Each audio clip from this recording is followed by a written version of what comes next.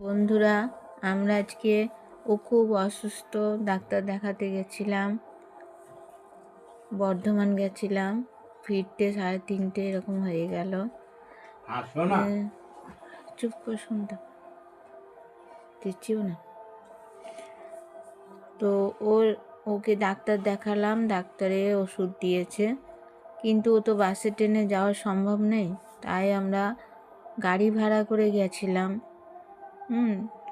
সেরম নেই আমাদের, কিন্তু তবুও এদিক ওদিক করে ধার করে গেলাম। আপনারা যদি দয়া করে একটু লাইক, শেয়ার, কমেন্ট করে দেন, তাহলে ওর শরীরটা সুস্থ হয়। আর ওকে ডাক্তারে বলেছে MRI করতে হবে।